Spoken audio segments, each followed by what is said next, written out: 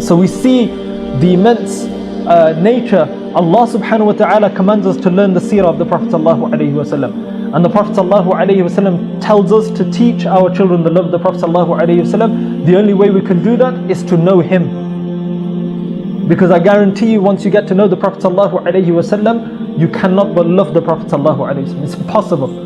There is no other route to take. Knowledge of him leads to love of him. That's the equation.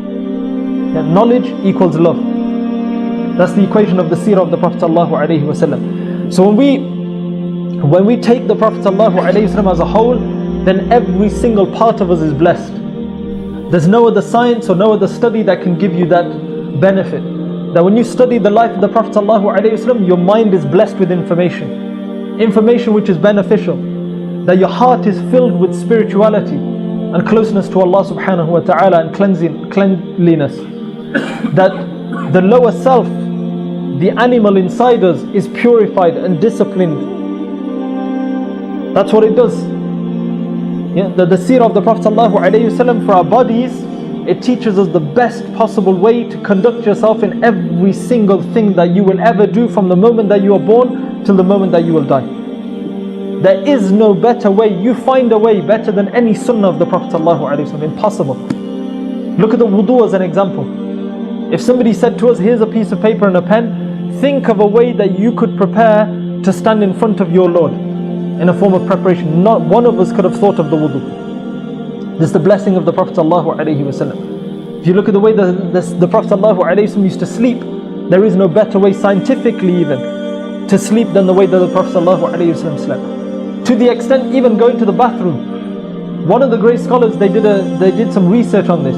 Said, why does the Prophet ﷺ command us to step into good places with our right foot and step into bad places with our left foot? And he says that when I looked into this, I found that if you step forward with your right foot and at that moment you die, you will fall forward. So imagine you're going into the masjid, you put your right foot forward, you die, you're going to fall into the masjid, not out of it. And he says if you put your left foot forward, then and the moment of death comes upon you, you're going to fall backwards. So imagine you go into the masjid, a'udhu billah, against the sunnah of the Prophet ﷺ, you go in with your left foot. If death was to come at you at that point, you would fall out of the masjid. This is why when you enter the bathroom, you go in with your left foot so that when you die, you fall outside of the toilet. Or if the moment of death comes on you and you're going into the masjid, with your right foot, you're going to fall forward, you're going to go into the masjid. Look at the sunnah of the Prophet ﷺ. Whether we understand it or not, we live in a day and age where we are taught in our schools to question everything. That you need to understand everything. Allah subhanahu wa ta'ala teaches us to follow the Prophet ﷺ blindly. We don't need to understand. We already know. It's guaranteed. Whether we understand the blessing in the sunnah of the Prophet ﷺ or not, it is guaranteed the best thing that you can possibly do. And I'll leave you with one final example. And this was mentioned in a program, Horizon. You've probably heard of the program Horizon. They did a study.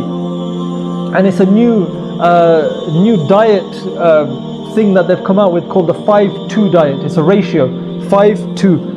And what they say is that if a person fasts for 2 days in a week, the rest of the 5 days they can eat wherever they want. But if they fast for 2 days of the week, it significantly reduces all of the major illnesses that people suffer from. Heart disease, diabetes, cancer, all of these kinds of things. And they say it causes for a person to live longer. Whose sunnah is this? They found out now. The Prophet ﷺ every Monday and Thursday used to fast ﷺ. We don't need any dietitian to tell us how to eat or drink or when to fast. We have the Prophet ﷺ. That if we look at the Prophet ﷺ, we don't need a dentist. That the Prophet ﷺ has taught us the sunnah of using the miswak. We wouldn't need a dentist if we followed the sunnah sallallahu alayhi wasallam. That if we follow the sunnah of the Prophet sallallahu alayhi wasallam, then there is no need to even go to the gym. No need.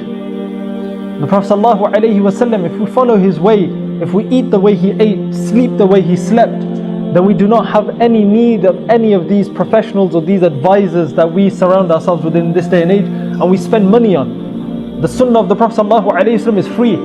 In fact, Allah subhanahu wa ta'ala is rewarding you to take it on.